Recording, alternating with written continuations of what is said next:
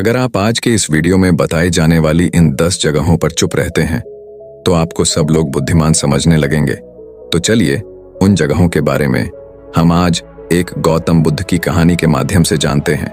तो चलिए कहानी की शुरुआत करते हैं। जब भी कोई व्यक्ति गौतम बुद्ध के संघ में शामिल होता था तो बुद्ध उसे सबसे पहले शांत रहने के लिए कहते थे। ध्यान की अवस्था में जाने से पहले उस भिक्षु को शांत रहना सिखाया जाता था। आज के दौर में हर तरफ शोर है, इसकी वजह से दिमाग में तनाव पैदा होना लाजमी है। ऐसे में अगर आप हर रोज कुछ देर मौन रहने का अभ्यास करते हैं तो इससे आपके तनाव पैदा होने वाले हार्मोन के लेवल में कमी आती है। इससे आपका दिमाग शांत होता है, गुस्सा नियंत्रित रहता है और तनाव बढ़ाने वाले हार्मोन्स का लेवल घटता है। आज के इस वीडियो में हम जानेंगे कि किन मौकों पर हमें शांत रहना है और किन मौकों पर हमें बोलना है, और शांत रहने से हमारे अंदर क्या बदलाव आ सकता है। दोस्तों, संध्या काल का समय था। गुरु अपने सभी शिष्यों को बुलाते हैं और कहते हैं, कल सुबह सब लोग नदी में स्नान करने के बाद तुरंत हमारी कुटिया के सामने उपस्थित हो जाना। सभी इसी से हैरान रह जाते हैं कि हम लोगों ने कुछ गलती की है क्या। लेकिन कुछ शिष्य यह कहते हैं कि हो सकता है कि गुरुजी कल सुबह कुछ अच्छी बात बताने वाले हैं। सब लोग रात को सही समय पर सो जाते हैं और सुबह उठकर सभी लोग नदी में स्नान करने के बाद वापस गुरुजी के सामने उपस्थित हो जाते हैं। गुरु कहते हैं, आज मैं तुम सबको चुप रहने के फायदे के बारे में बताऊंगा। गुरु कहते हैं, 10 मौके जहां पर चुप रहने से होता है लाभ और बोलने से नुकसान। गुरु कहते हैं, अगर आप इन 10 मौकों पर शांत हो गए यानी मौन हो गए तो आप जो चाहेंगे वही मिल जाएगा। आपकी जिंदगी में चमत्कारिक बदलाव शुरू हो जाएंगे। जरूरत से ज्यादा बोलना या चुप रहना दोनों ही अच्छी बात नहीं है। जैसे जरूरत से ज्यादा बारिश हो जाना या फिर धूप दोनों ही दिक्कत देती है, उसी तरह अनावश्यक बोलने से भी काफी नुकसान होता है। गुरु कहते हैं कि पहला ऐसा मौका जहां पर व्यक्ति को चुप रहना चाहिए, बिना तथ्य के ना बोले। गुरु ने कहा, अगर आपके पास कोई तथ्य नहीं है तो वहां चुप रहने में ही भलाई है। चुप बैठने से दिमाग में नई कोशिकाओं का निर्माण होता है और इससे ज्ञान की वृद्धि होती है। बोलने में भलाई वही है जहां आपको किसी चीज के बारे में पूरा ज्ञान हो। अगर आप बिना तथ्य के कहीं बोलते हैं या फिर बेवजह बोलते हैं तो आपका वहां मजाक भी बन सकता है। अगर आपके पास पर्याप्त जानकारी नहीं है, ऐसी जगह पर बोलने से आपका मजाक तो बनेगा ही, साथ ही साथ लोगों का भरोसा भी आपसे उठने लगेगा। इसीलिए ऐसी जगह पर शांत रहो जहां तुम्हें पता ना हो कि क्या बोलना है क्या नहीं। कई बार कुछ लोग ऐसे होते हैं जो हर जगह अपनी उपस्थिति बताने लगते हैं। उन्हें पता नहीं होता है कि हमें क्या बोलना है, लेकिन फिर भी बोलते जाते हैं और फिर बाद में दूसरे लोग उनके जाने के बाद उनका मजाक उड़ाते हैं। जब तक आपको उस तथ्य के बारे में अच्छा ज्ञान नहीं है, उसके बारे में पता नहीं है, तो वहां चुप रहना ही ज्यादा समझदारी है। गुरु ने कहा, दूसरा ऐसा मौका जहां पर व्यक्ति को चुप रहना चाहिए, शब्दों से न पहुंचे ठेस। अगर आपके शब्द किसी को मानसिक ठेस पहुंचा रहे हैं तो वहां चुप हो जाना चाहिए। कमजोर व्यक्ति के बारे में कुछ भी बोलकर आप महान नहीं बन सकते हैं। महान आप किसी कमजोर का साथ देने में बनेंगे। कई बार ऐसा होता है, कुछ लोग अपने से छोटे व्यक्ति को भला बुरा कहते रहते हैं। सामने वाला इंसान तो कद से आपसे छोटा है, वह आपको कुछ नहीं बोलेगा, लेकिन आप उसकी नजरों में गिरते चले जाएंगे। हो सकता है कि कल वह भी आपसे पद में बड़ा हो जाए। पद में आपसे जब वह बड़ा हो जाएगा तो आज जो रवैया आपका उसके साथ है, आने वाले समय में वह भी आपके साथ वही करेगा। आप किसी को नीचा दिखाकर बड़ा नहीं बन सकते हैं। बड़ा बनना है तो अपने से छोटे लोगों की इज्जत भी करना सीखें और साथ ही साथ बड़े लोगों का भी सम्मान करना चाहिए। लोगों को लगता है कि अगर वह अकड़ कर बोलेंगे और सामने वाले को नीचा गिराने की कोशिश करेंगे तो वह बड़े बन जाएंगे। तो यह उन सब की भूल है। बड़े होने की बजाय आप उनकी नजरों में गिरते चले जाएंगे। गुरु ने आगे कहा, इसलिए शिष्यों, तुम सब जब भी बोलना आदर भाव से बोलना ताकि तुम्हारी बात लोगों को अच्छी लगे। बोलने में भाई बहन माता पिता मित्र इत्यादि संबोधन शब्दों का इस्तेमाल जरूर करना। इससे तुम्हारी मान प्रतिष्ठा तो बढ़ेगी ही, साथ ही साथ लोगों की नजरों में तुम समझदार व्यक्ति बनते जाओगे। गुरु ने आगे कहा, तीसरा मौका जहां पर व्यक्ति को चुप रहने में ही भलाई है। क्रोध या घृणा करने वाले लोग, जब कोई अपना या सगा संबंधी आप पर क्रोध कर रहा हो, आपका अपमान कर रहा हो, तो आपको उस वक्त चुप रहना चाहिए ताकि सामने वाले का गुब्बारा पूरी तरह से फट जाए। आप यदि सही हैं तो उसे कतई माफी ना मांगे और चुप रहकर ही सही समय का इंतजार करें। वह खुद आपसे माफी मांग लेगा जब उसे अपनी गलती का एहसास हो जाएगा। गुरु आगे कहते हैं कि अगर आपका कोई सगा संबंधी आप पर क्रोध कर रहा हो और आप उस समय शांत हैं, तो यह आदर सम्मान देने की निशानी होती है। इससे ना कोई छोटा होता है और ना ही बड़ा। अगर आपको क्रोध आ रहा है तो आप या तो वहां से किसी का अनादर किए बिना चले जाएं या फिर चुप रहें। क्रोध करने से आपके रिश्ते खराब होंगे। क्रोध करने से हमेशा क्रोध करने वाले व्यक्ति का ही बुरा होता है। गुरु आगे कहते हैं कि एक बार की बात है, एक सांप जंगल से भागते हुए किसी राजा के घर में पहुंच गया। लोगों ने छेड़खानी की तो वह बहुत ही गुस्सा हो गया, जिससे घर में जो तलवार पड़ी हुई थी उसी को लपेटकर कसने लगा और धीरे धीरे उसका पूरा शरीर कट गया। ठीक उसी प्रकार हमारा गुस्सा भी हमारे शरीर को तलवार की भांति काटता रहता है। गुस्सा ध्यान से खत्म होता है। प्रतिदिन अगर आप ध्यान की मुद्रा में बैठे हैं तो आपका गुस्सा आपके नियंत्रण में रहेगा। गुरु आगे कहते हैं कि या तो यह तरीका है कि आप प्रतिदिन ध्यान का अभ्यास करें। इससे आपके शरीर में जो हार्मोन्स गुस्से को बढ़ावा देते हैं वह सब तुम्हारे नियंत्रण में रहेंगे, जिससे शरीर गुस्से पर आसानी से काबू पा लेगा। लेकिन एक तरीका यह भी है कि जब भी आपको गुस्सा आए तो आप यह समझने का प्रयास करो कि क्या मेरा गुस्सा जायज है या नहीं। हमें वहां पर बोलना चाहिए कि नहीं। जब आप खुद इस बात का आकलन लगा पाएंगे तो आपको खुद पता चल जाएगा कि हमें गुस्सा करना चाहिए या नहीं। फिर भी आपको गुस्सा आ रहा है तो आप वहां से हटने का प्रयास करें, वहां से दूर चले जाएं। धीरे धीरे समय के साथ आपका दिमाग शांत हो जाएगा। गुरु ने कहा, चौथा, ऐसा मौका जहां पर इंसान को बहुत ही समझदारी के साथ काम लेना चाहिए, वहां पर आपको चुप रहना ही चाहिए, जहां पर उस मुद्दे से आपका कोई संबंध ना हो। अगर आपका किसी मुद्दे से कोई संबंध ना हो तो वहां आपका चुप रहना बनता है। बिना किसी वजह अगर आप दूसरे के मुद्दे पर बोलेंगे तो यह आपके लिए अनिश्चितकारी होगा। इसमें केवल और केवल आपका ही नुकसान है। जब भी आप किसी भी दो लोगों के बीच हो रहे विवाद में जल्दी अपनी टांग ना डालें। अगर सामने वाला आपको बुला रहा है अपना झगड़ा शांत करवाने के लिए तो ही आप वहां पर जाएं। किसी की व्यक्तिगत जिंदगी में दखल अंदाजी नहीं देनी चाहिए जब तक कि वह व्यक्ति आपको नहीं बुलाता है। अपने झगड़े को शांत करवाने के लिए कुछ लोग फालतू में दूसरे के विवाद में कूद पड़ते हैं। इससे उनके मान सम्मान मर्यादा पर लोग उंगली उठाने लगते हैं। गुरु कहते हैं कि अब 10 मौकों में से 5 ऐसे मौका भी है जहां पर व्यक्ति को बहुत ही समझदारी के साथ चुप रहना चाहिए। आपके शब्दों से किसी मित्र को हानि न पहुंचे। अगर आपके शब्द सामने वाले के परिवार या मित्रों की प्रतिष्ठा के बारे में बुरी झलक दिखा रहे हैं तो आपको चुप रहना चाहिए। किसी के परिवार या फिर मित्र के बारे में बुरा बोलने से केवल आप ही बुरे बनेंगे। जो चीज आसानी से खत्म की जा सकती है उसे अपने शब्दों से बड़ा न करें। बिना चिल्लाए बात करने का प्रयास करते रहना चाहिए। अगर आप बिना चिल्लाए कोई बात नहीं कह सकते तो आपका चुप रहने में ही भलाई है। किसी पर चिल्लाने से आपके व्यवहार के बारे में पता चलता है। ज्यादा बोलने से चीजें हमेशा खराब ही होती हैं। कई बार कुछ रिश्ते ज्यादा बोलने की वजह से टूट जाते हैं, इसलिए अपनी आवाज में मीठापन लाए। आपके शब्दों से आपके दोस्त को हानि नहीं पहुंचनी चाहिए। कभी कभी दोस्तों में हम मजाक उड़ाते हैं, लेकिन याद रखें आपके शब्दों से किसी का अनादर न हो। मजाक को भी हमेशा शब्दों के मायने में ही रखें। जहां किसी को शब्दों से चोट लगे वहां चुप हो जाएं। ज्यादा बोलने से हमेशा नुकसान ही होता है। किसी और की प्रतिष्ठा को अपने शब्दों के माध्यम से हानि नहीं पहुंचानी चाहिए।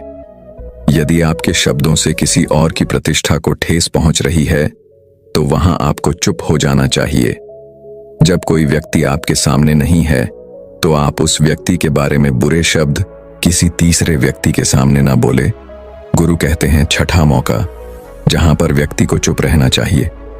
जब कोई कर रहा हो किसी की बुराई, जब कोई आदमी आपके सामने किसी तीसरे आदमी की बुराई कर रहा हो, तब तुम्हें चुप रहकर बस सुनना चाहिए, अपनी राय व्यक्त नहीं करनी चाहिए, क्योंकि जो आज आपके सामने किसी तीसरे की बुराई कर रहा है वह कल किसी और के सामने आपकी बुराई भी कर सकता है।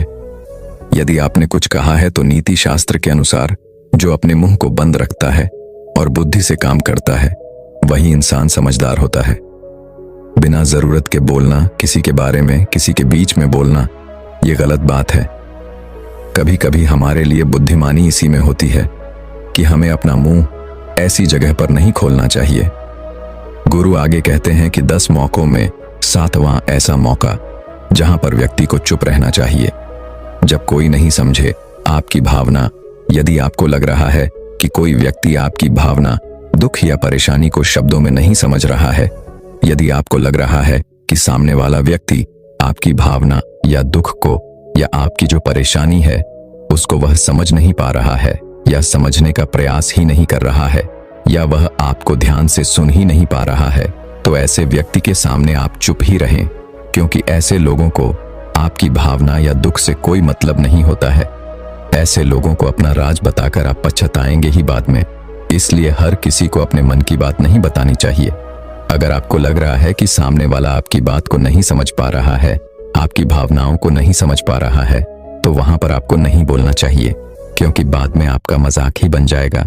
जब आपको लगने लगे कि सामने वाला आपकी भावनाओं को ठीक तरीके से समझ रहा है, आप जो कह रहे हैं वह ठीक से सुन रहा है, तभी आप उससे अपनी बात कहें।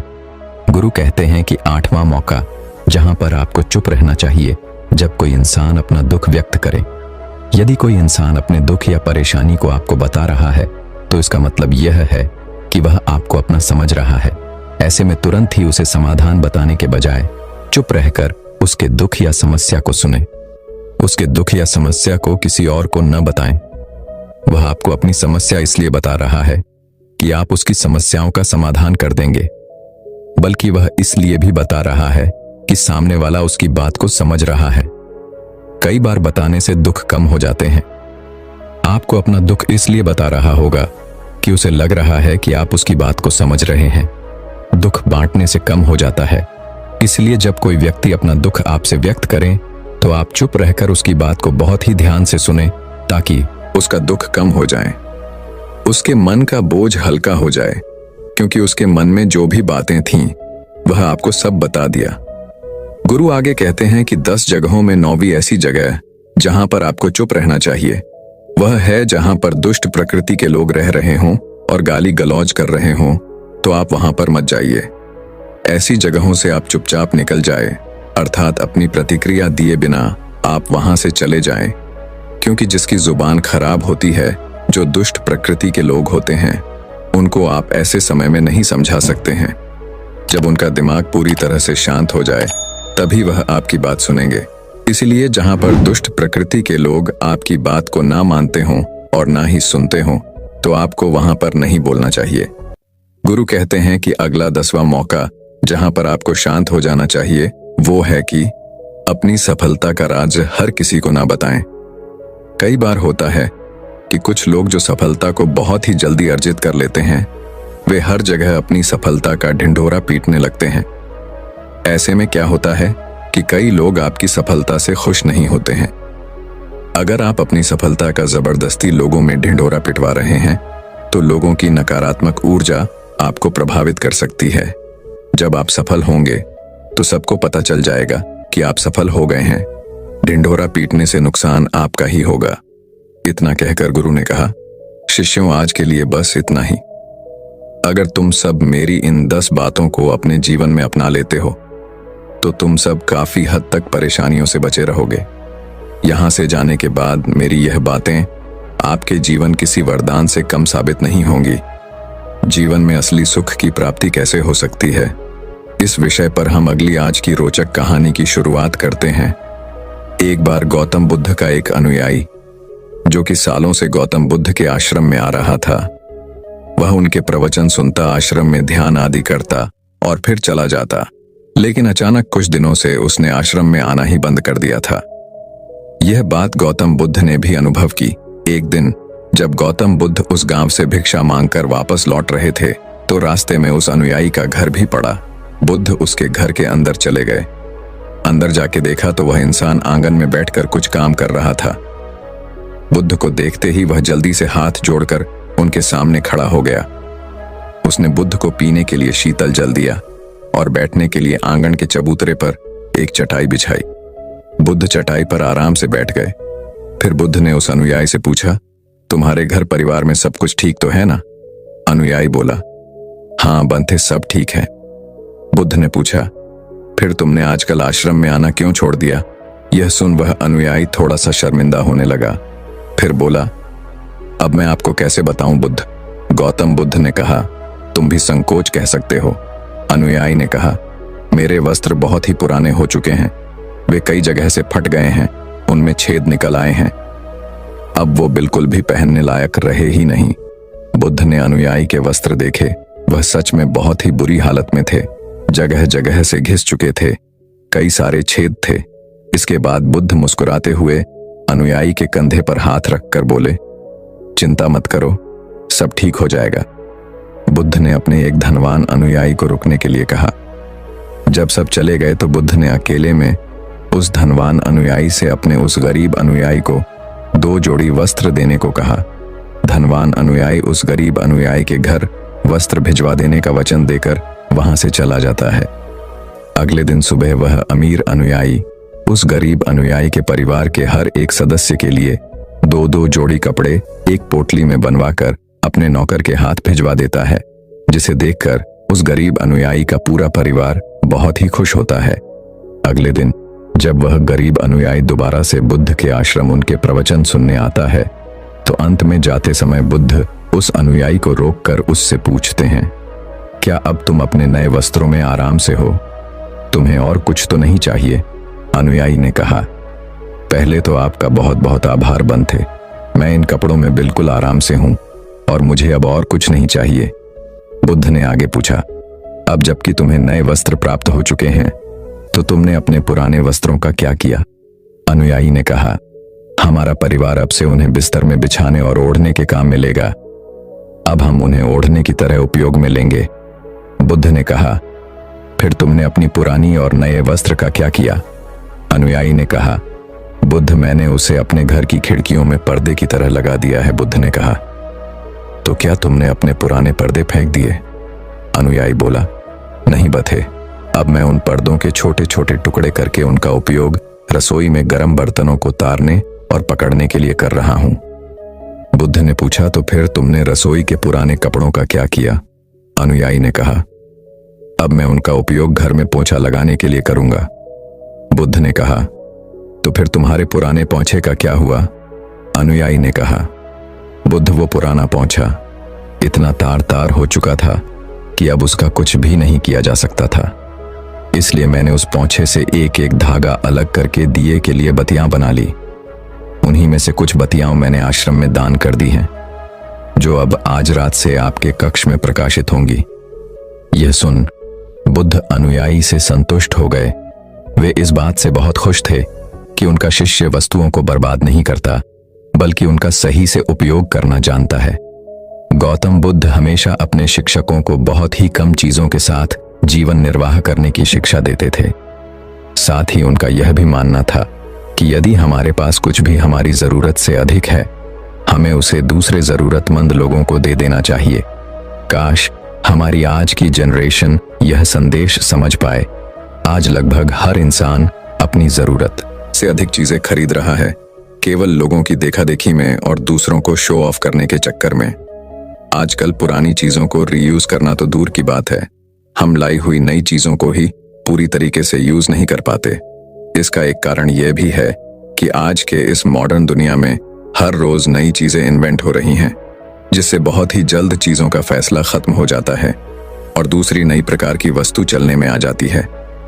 आजकल जब हम कोई फोन या इलेक्ट्रॉनिक प्रोडक्ट लेते हैं तो उनमें कितने तरह के फंक्शन की जांच करते हैं, लेकिन एक सर्वे के अनुसार एक इंसान अपने फोन के 60% फीचर्स कभी यूज ही नहीं करता या फिर बहुत ही कम बार उसे यूज करता है। यानी कि अगर वो फीचर्स ना भी होते तब भी उस इंसान का काम रुकने वाला नहीं था। आज जब प्राप्ति संसाधन दिन प्रतिदिन खत्म होते जा रहे हैं, तो ऐसे में हमें भी पूरा प्रयास करना चाहिए कि चीजें कम से कम बर्बाद करें। और अपने छोटे छोटे प्रयत्नों से इस पृथ्वी को सुरक्षित बनाकर रखें। तो दर्शकों, चलिए अब अगली कहानी की शुरुआत करते हैं। दोस्तों, बहुत समय पहले की बात है। किसी नगरी में एक युवक रहता था। वह युवक एक सरकारी नौकरी करता था, जिससे उसे बहुत अच्छी तनख्वाह भी मिलती थी और उसी तनख्वाह से उसका पूरा परिवार चलता था। उसके परिवार में वह, उसकी पत्नी और उसकी एक बेटी थी। लेकिन फिर भी उसका मन बहुत बेचैन रहता। वह बहुत चिंतित रहता। उसे कुछ भी समझ नहीं आ रहा था कि आखिर उसके जीवन में क्या हो रहा है, वह क्या चाहता है, उसने आखिर इस धरती पर जन्म क्यों लिया है। ऐसे कई सारे सवाल उसके मन में उठ रहे थे। तभी एक दिन जब वो अपने बिस्तर पर सो रहा था, तो उसे एक सपना आया। उस सपने में उस व्यक्ति ने देखा केवल एक संत से मिला है। वह संत बड़े ही ज्ञानी है, बड़े ही दयालु हैं। उन संत ने उसे एक ऐसा मंत्र दिया है जिस मंत्र की मदद से उसका पूरा जीवन बदल रहा है, उसका पूरा जीवन खुशहाल हो रहा है और वह बहुत खुश है। लेकिन तभी अचानक उसकी नींद खुल गई और उसके बाद वह और भी ज्यादा चिंतित हो गया, और भी ज्यादा परेशान हो गया। उसे समझ नहीं आ रहा था कि क्या यह हकीकत है या एक सपना। ऐसे ही कई दिन बीत गए। तभी अचानक वो एक दिन अपने काम के सिलसिले में कहीं जा रहा था। तभी उसे रास्ते में एक गुरुवर मिले। वह गुरुवर अपने आश्रम की ओर जा रहे थे। वह व्यक्ति उन गुरुवर को देखता है और उनके पास जाता है। उन्हें प्रणाम करके वह उनसे कहता है महाराज, मैं कई दिनों से सो नहीं पाया हूं।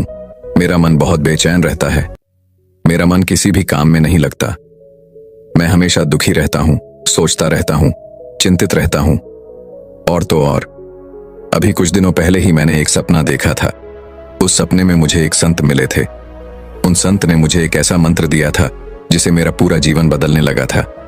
मैं हमेशा खुश रहता था, हमेशा उत्साहित रहता था। लेकिन मुझे यह समझ नहीं आ रहा है कि जो सपना मैंने देखा था वह सच था या झूठ है। महाराज, मेरी मदद कीजिए। मैं जानना चाहता हूं कि आखिर वह क्या था। क्या मुझे आप वह मंत्र दे सकते हैं जिससे मेरा जीवन सुख में हो जाए, जिससे मैं अपना जीवन सुखी सुखी बिता सकूं। मुझे किसी चीज की कोई चिंता ना रह जाए, ना ही किसी चीज का कोई डर हो। उस व्यक्ति की यह बात सुनकर वह गुरुवर जोर से हंस पड़े और उस व्यक्ति से कहते हैं, बेटा, तुम सरकारी नौकरी वाले हो, तुम भला इन उलझनों में क्यों पड़ते हो? इससे तुम्हारा जीवन सुलझने वाला नहीं है, उलझता ही चला जाएगा। लेकिन वह व्यक्ति भी बहुत समझदार था। उसने उन गुरु की बात समझ ली। उनका इशारा वह समझ चुका था। तभी वह व्यक्ति उन गुरुवर से कहता है महाराज, कई दिन हो चुके हैं और मेरा मन अत्यधिक बेचैन है। मैं ढंग से सो तक नहीं पाता। मेरा जीवन मुझे नीरज लगता है। मेरा जीवन मुझे व्यर्थ लगता है।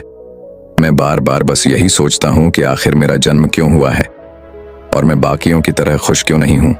क्या मुझे खुश होने का कोई हक नहीं? क्या मुझे अपने जीवन को खुशी खुशी बिताने का कोई हक नहीं? तभी वह गुरुवर कहते हैं, तुम भी अपने जीवन को खुशी खुशी बिता सकते हो। इस पर वह व्यक्ति कहता है, परंतु कैसे महाराज? हर कोई मुझे तरह तरह के उपाय बताता रहता है और मैंने उन तरह तरह के उपाय को अपने जीवन पर लागू किया है, लेकिन उसके बाद भी मैं हमेशा दुखी ही रहता हूं, परेशान रहता हूं, बेचैन रहता हूं और मुझे मेरे सवालों का कोई जवाब नहीं मिलता। मैं बहुत चिंतित हो चुका हूं और अपने इस जीवन से अब हार चुका हूं। मुझे कुछ भी अच्छा नहीं लगता। तभी वह गुरु कहते हैं, बेटा, जो तुमने सपना देखा था वह बिल्कुल सच था। मैं तुम्हें एक ऐसा मंत्र दे सकता हूं जिसे तुम्हारा जीवन पूरी तरह से बदल जाएगा। कभी वह व्यक्ति कहता है, महाराज, आपकी बड़ी कृपा होगी। यदि आप मुझे वह मंत्र दे दें, वह मंत्र मैं किसी भी हालत में अपने जीवन पर लागू करूंगा। फिर चाहे परिस्थितियां कैसे भी क्यों ना हो, उस मंत्र का हर समय हर स्थिति में मैं पालन करूंगा। बस आप एक बार मुझे वह मंत्र दे दीजिए। मैं आपका बड़ा आभारी रहूंगा। उस व्यक्ति की ये सारी बातें सुनकर वाह गुरु उस व्यक्ति से कहते हैं, ठीक है, मैं तुम्हें वह मंत्र दे देता हूं, लेकिन यह मंत्र बहुत मुश्किल है। लेकिन यदि तुम्हारे अंदर तीव्र इच्छा है तो यह मंत्र तुम्हारे जीवन में वापस से खुशियां भर देगा, तुम्हारे सादे जीवन में फिर से एक बार रंग भर देगा। तुम्हारे सामने नई खुशियां और शक्ति प्रकट होगी और तुम इस मंत्र से ही जीवन के सत्य को भी जान सकोगे। तभी वह व्यक्ति बड़ा उत्साहित होते हुए उन साधु से कहता है, बताइए महाराज, वह कौन सा मंत्र है? बताइए। वह कहते हैं, वह मंत्र यह है कि आज से अगले 3 महीनों तक तुम्हें हर समय सत्य बोलना होगा, फिर चाहे कुछ भी क्यों ना हो जाए, फिर चाहे परिस्थितियां कुछ भी क्यों ना हो, तुम्हें पूरी निष्ठा से इस मंत्र का पालन करना होगा। और यदि तुम इस मंत्र का पालन करने में सफल हो जाते हो तो तुम्हारा जीवन पूरी तरह से बदल जाएगा। फिर तुम जैसा जीवन चाहते हो तुम्हें वैसा ही जीवन प्राप्त होगा। इतना कहकर वह साथ वहां से चले गए। तभी वह व्यक्ति मन ही मन यह सोचने लगा कि भला यह कौन सा मंत्र है कि मुझे सत्य बोलना होगा। मैंने तो सोचा था कि यह साधु मुझे कोई ऐसा मंत्र देंगे जिससे मेरा जीवन तुरंत ही बदलना शुरू हो जाएगा, मेरे जीवन में खुशियां आनी शुरू हो जाएंगी और मेरा जीवन पूरी तरह से बदल जाएगा। तभी वह व्यक्ति कुछ देर शांत होकर सोच विचार करता है और फिर वह यह तय करता है कि वह उन गुरु की बातों पर चलेगा, उन गोलू की बातों का पालन करेगा और वह 3 महीने तक सत्य ही बोलेगा। वह यह निश्चय कर लेता है कि आपसे चाहे कुछ भी क्यों ना हो जाए, समय चाहे कैसा भी क्यों ना हो, वह केवल सत्य ही बोलेगा। और उस व्यक्ति ने उसी क्षण से झूठ त्याग दिया और उसने सत्य बोलना शुरू कर दिया। वह एक सरकारी नौकरी करता था जहां पर वो और उसके अन्य मित्र भी रिश्वत लिया करते थे। उसने उसी दिन से रिश्वत लेना बंद कर दी। और इस व्यक्ति की एक और आदत थी, वो पल पल चाय पिया करता था। उसने वो चाय पीना भी छोड़ दी। धीरे धीरे उसके मन से चाय पीने की इच्छा खत्म होती चली गई। धीरे धीरे ऐसे ही कई दिन बीत गए और उसका मन अब शांत होने लगा था। अब उसे चैन की नींद आने लगी थी। वह बहुत अच्छा महसूस करने लगा था। लेकिन दोस्तों, कहा जाता है ना, वक्त पलटते देरी नहीं लगती। संयोग ऐसा हुआ कि उसी हफ्ते कर्मचारियों की जांच हुई और इलेक्शन में यह पता चला उस विभाग के कई लोग रिश्वत लेते हैं। और इसी सिलसिले में जब उस व्यक्ति से पूछताछ की गई तो उसने सब कुछ सच सच कह दिया। वह व्यक्ति कहता है, हाँ, हम अब तक जो रिश्वत लिया करते थे उसे हम आपस में बांट लिया करते थे। उस निरीक्षण कर्मचारी ने तुरंत ही उनके खिलाफ एक्शन लिया और उसकी एक रिपोर्ट बनाई गई। उस व्यक्ति के साथ उसके अन्य मित्रों पर भी कार्रवाई शुरू की गई। उन सभी के खिलाफ एक मुकदमा भी दर्ज किया गया और केवल उस व्यक्ति के सच बोलने से वह व्यक्ति और उसके अन्य मित्र भी इस मुकदमे में फंस चुके थे। हर कोई परेशान था कि आखिर वह क्या करें। सभी को उस व्यक्ति ने मुसीबत में डाल दिया था। कोर्ट में सारे कर्मचारियों ने उस व्यक्ति के खिलाफ झूठा बयान दिया कि रिश्वत केवल वही लेता है और यह हमें बदनाम करना चाहता है। उसने हमें झूठ बोलकर फंसाया है। उन सभी कर्मचारियों की बात सुनकर वह व्यक्ति यह तो समझ चुका था कि अब उसे लंबी सजा होने वाली है। इधर जब यह बात उसकी पत्नी और उसकी बच्ची को पता चली तो उन्होंने भी उस व्यक्ति का साथ छोड़ दिया। उसके सभी मित्र उसका साथ छोड़ चुके थे। उसके सभी सगे संबंधी थीं, अब उसकी एक बात नहीं सुनना चाहते थे। वह बिल्कुल अकेला हो चुका था। अब उसके साथ कोई नहीं था।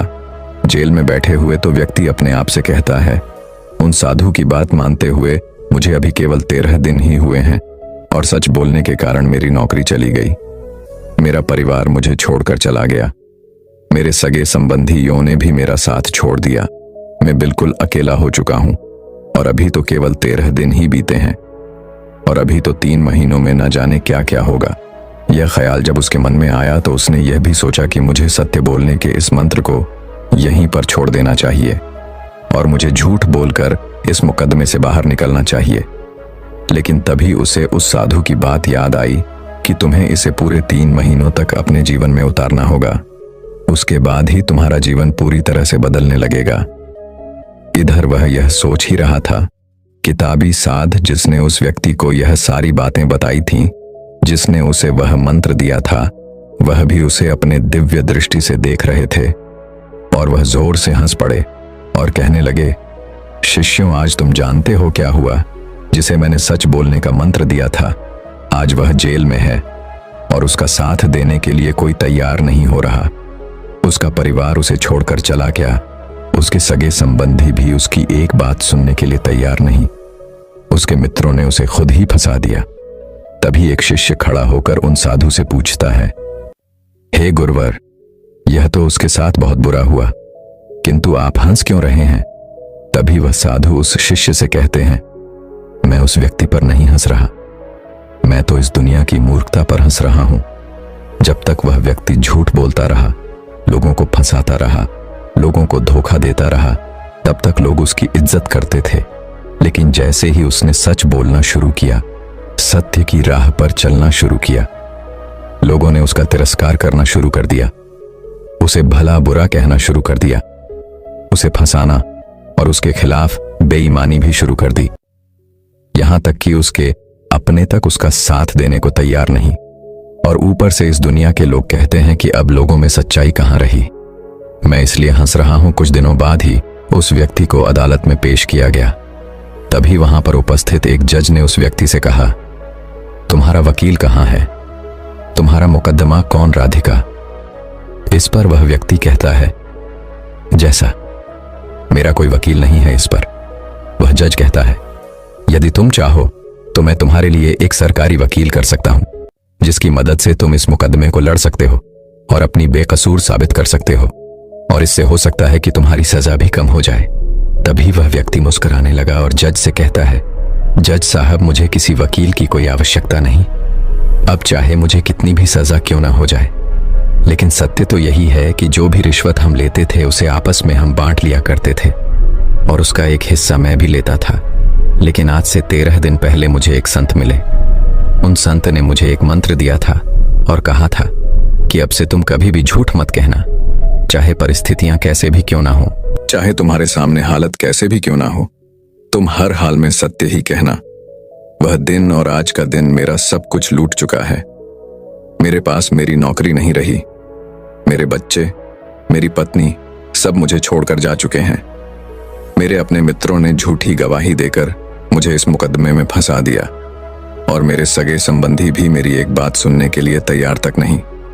मैंने अपना सब कुछ खो दिया है और आज मैं इस अदालत में खड़ा हूं।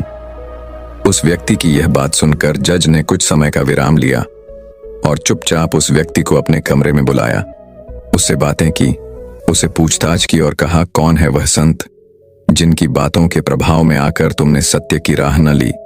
तुम सत्य बोलने पर अड़ चुके हो और तुम्हें यह तक नजर नहीं आता कि इससे तुम्हारा कितना नुकसान हो रहा है। तुम पूरी तरह से बिखर चुके हो, तुम्हारे पास अब कुछ नहीं रहा। तभी वह व्यक्ति उन संत के बारे में उस जज को सब कुछ सच सच बता देता है। और संयोग की बात देखिए, वह जज भी उन संत के बारे में सब कुछ जानता था। वह भी उनका एक शिष्य था जिन्होंने उस व्यक्ति को सत्य बोलने का मंत्र दिया था। उस व्यक्ति की सारी बातें सुनकर जज उस व्यक्ति से कहता है, हाँ बिल्कुल सही है, आप सत्य की राह पर अड़े रहें। काश ऐसा मैं भी कर पाता। कुछ समय बाद अदालत की कार्रवाई फिर शुरू की गई और जज ने इस बार उस व्यक्ति पर कुछ जुर्माना लगाकर उसे रिहा कर दिया। लेकिन अब उस व्यक्ति की नौकरी नहीं थी, ना ही उसके साथ उसके परिवार वाले थे, नहीं उसके सगे संबंधी। वह बिल्कुल अकेला था। हर कोई उसे पागल समझता था, उसे बेवकूफ समझता था। सभी ने अपना नाता उससे तोड़ लिया। उन्होंने जैसे तैसे हिम्मत बांधी और एक किराए का कमरा लिया, और उस किराए के कमरे में वो आसपास के बच्चों को शिक्षा देने लगे। लेकिन उन्होंने अपना सत्य का संकल्प छोड़ा नहीं था। वह अपने सत्य के संकल्प पर अभी भी अडिग थे, और उनके इसी संकल्प के कारण उनके जीवन में वह दिन भी आया जिसका वह इंतजार कर रहे थे। एक दिन उनके घर पर एक चिट्ठी आई और चिट्ठी में यह लिखा हुआ था, आपके पिता के पास जमीन का एक टुकड़ा था जिसे सरकार ने अपने कब्जे में रखा था, लेकिन अब सरकार आपको मुआवजे के तौर पर 13 लाख रुपए दे रही है। जबकि हैरानी की बात यह है कि उस व्यक्ति को उस जमीन के बारे में कुछ भी नहीं पता था। वह तो यह भी नहीं जानता था कि उसके पिता के पास ऐसी कोई जमीन भी है।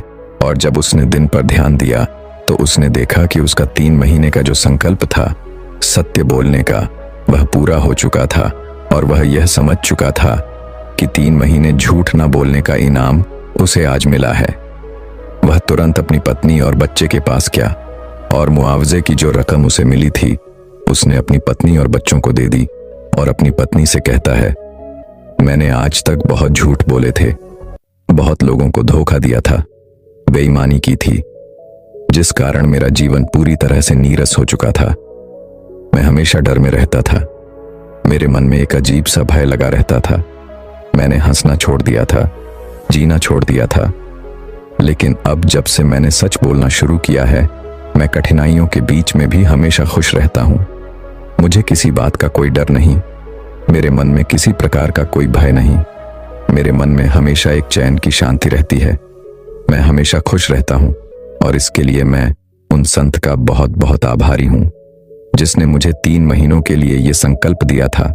अब वो 3 महीने पूरे हो चुके हैं। 3 महीनों के बाद जब मुझे इतना फायदा हो सकता है तो मैं यह देखना चाहता हूं कि अगर मैं जीवन भर झूठ ना बोले, सत्य की राह पर चलन सत्य कहो, तो मेरा कितना फायदा हो सकता है। और इसीलिए आज मैं तुम्हारे पास आया हूं ताकि यह पैसे मैं तुम्हें दे सकूं। यह पैसे तुम रखो और तुम इसे अपना जीवन बनाओ। और मैं वापस आपके उसी राह पर जा रहा हूं, क्योंकि जिस राह पर मैं चल पड़ा हूं उस राह पर तुम्हारा चलना नामुमकिन है। उस राह पर बहुत मुश्किलें हैं, बहुत कठिनाइयां हैं, लेकिन भीतरी भीतर बहुत आनंद भी है। इतना कहकर वह वहां से चला जाता है और ठीक उसी समय वह गुरु भी अपने ध्यान की दृष्टि से देख रहे होते हैं और वह जोर से हंसते हैं और अपने उन शिष्यों से कहते हैं, तुम जानते हो आज क्या हुआ है? उस व्यक्ति ने आज सब कुछ खोकर भी सत्य का साथ नहीं छोड़ा। आज उसने सत्य की शक्ति को जान लिया है और यह एक महान जीवन का आरंभ है। ऐसा व्यक्ति चाहे जहां भी रहे, वह लोगों के लिए प्रेरणा और शक्ति का स्रोत बनेगा। दोस्तों, हमारे जीवन में भी कुछ ऐसा ही होता है। हम कभी खुद से सत्य नहीं कहते। हम सबकी परेशानी का कारण है क्योंकि हम खुद से ही झूठ बोलते हैं। खुद अपने शब्दों पर विश्वास नहीं करते, इसलिए खुद को कमजोर बना लेते हैं। यदि आपने अपने जीवन में कोई भी लक्ष्य निर्धारित किया है तो उस लक्ष्य के प्रति पूरी तरह से तत्पर हो जाइए। चाहे कुछ भी हो जाए, आपको उस लक्ष्य को पाना ही है। इसके लिए आपको चाहे कुछ भी दांव पर क्यों ना लगाना पड़े, आप उसे दांव पर लगा दीजिए। जिस तरह से उस व्यक्ति ने किया था, उसने सत्य की राह किसी भी परिस्थिति में नहीं छोड़ी। उसने अपना संकल्प नहीं तोड़ा। इस तरह का कर्म करना, सच बोलना, यह सत्य है। संकल्प शक्ति से आप कठिन से कठिन कार्य को भी बड़ी सरलता और सहजता से पूर्ण कर सकते हैं। और संकल्प शक्ति से जुड़ने के लिए विचारों, शक्ति और कर्मों का शुद्ध होना अति आवश्यक है। इसलिए आप चाहे जो भी कार्य कर रहे हो, वह छोटा हो बड़ा हो, चाहे आपके जीवन का लक्ष्य छोटा हो या बड़ा हो, उसे पूरी ईमानदारी और विश्वास से करो। और यह बात आपको कोई नहीं बता सकता। यह तो आपको खुद ही जाननी पड़ेगी कि आज तक आपने जो कुछ भी कार्य किया है, क्या उसे आपने पूरी ईमानदारी और विश्वास के साथ किया है? यदि हां, तो आप उस कार्य में जरूर ही सफल हुए होंगे, और यदि नहीं, तो निश्चित ही आप उस कार्य में असफल रहे होंगे। अगर आप इस शक्ति का इस्तेमाल करना चाहते हैं, यदि आप अपने भीतर भी संकल्प शक्ति को उत्पन्न करना चाहते हैं, तो आपको अपने भीतर तीव्र इच्छा पैदा करनी होगी और इच्छा को जागरूक रखना होगा, क्योंकि ये तीव्र इच्छा ही आपको आपके संकल्प को जिंदा रखेगी। इसके बाद का जो रास्ता है वह तो खुद ब खुद बनता चला जाएगा। इसलिए हमेशा खुद से सत्य बोलो।